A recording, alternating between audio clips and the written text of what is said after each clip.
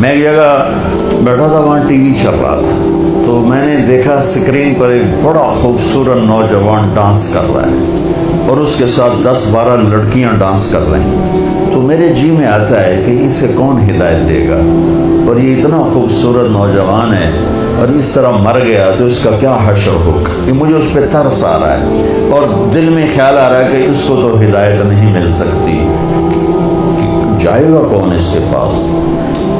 4 مہینے بعد میں کراچی میں ہوں، ایک نوجوان میرے پاس آتا ہے کہ ایک پاکستانی گلوکار آپ کو ملانا ہے۔ میں کہا ملا دو۔ جب وہ اندر آتا ہے تو وہ وہی ہے جس کو میں اسکرین پہ دیکھتا ہوں، جنید جمشید۔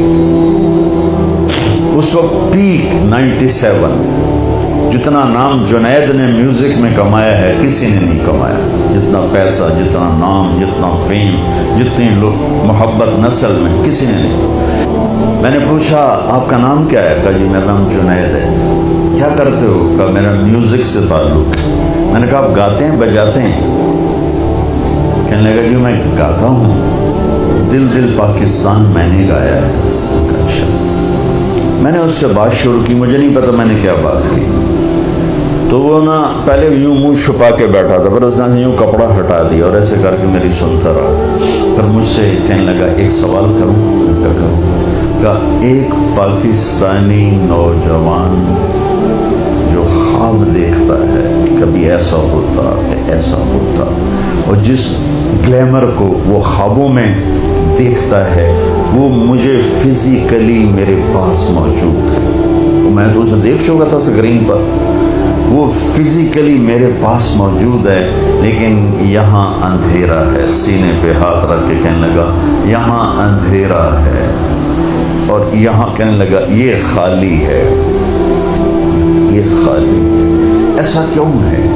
میری تو ہر خواہش پوری ہے، پھر یہ کیوں ہے؟ یہ اندھیرا کیوں ہے؟ مجھے لگتا ہے میں وہ کشتی ہوں جس کے لیے کوئی ساحل کوئی نہیں۔ کیا خوبصورت بات اس نے کی۔ میں نے کہا تو بہت آسان بات۔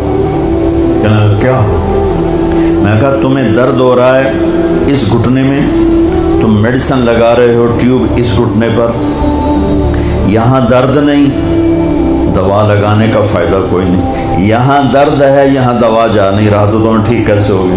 کہنے لگا میں نہیں سمجھا۔ میں نے کہا یہ جو خلا ہے تیرے جسم میں نہیں، تیری روح میں ہے۔ روح کو لڑکی کا نہیں پتہ، روح کو میوزک کا نہیں پتہ، روح کو شراب کا نہیں پتہ، نشے کا نہیں پتہ، اسے صرف 2 کا پتہ ہے، ایک اللہ جس نے اسے بنایا اور ایک اللہ کا نبی جس نے اسے اس کا صحیح طریقہ سمجھایا۔ ان 2 کے علاوہ کوئی غذا روح کی نہیں۔ مگر تمہیں بھوک لگی ہو گا سکتے ہو کہ نہیں؟ پیاس لگی ہو گا سکتے ہو نہیں؟ نیند چڑھی ہوئی ہو گا سکتے ہو نہیں؟ کیونکہ جسم کی ڈیمانڈ تم پوری نہیں کر رہے ہو تو تم گا نہیں سکتے ہو۔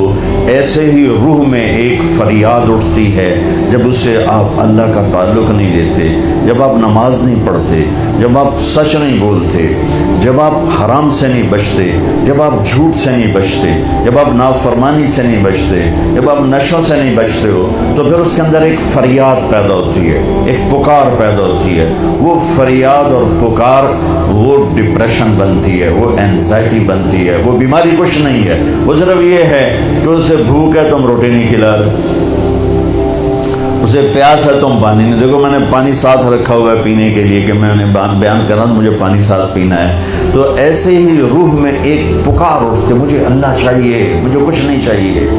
وہی اللہ کی قسم جنت میں بھی جا کر جب اللہ سامنے آئے گا نا تو کسی کو نہ حوریں یاد رہیں گی نہ کھانے یاد رہیں گے، یا اللہ بس تجھے ہی دیکھتے رہیں، اور کچھ نہیں چاہیے، تیرا دیدار ہو، اور کچھ نہیں چاہیے۔ تم کامسیٹ کی ڈگریاں لے لو یا ہارورڈ کی لے لو یا کیمبرج کی لے لو، آکسفورڈ کی لے لو، اگر اللہ کو نہیں جانا تو اللہ کی قسم ساری زندگی برباد ہو گئی، اللہ کی قسم برباد ہو گئی۔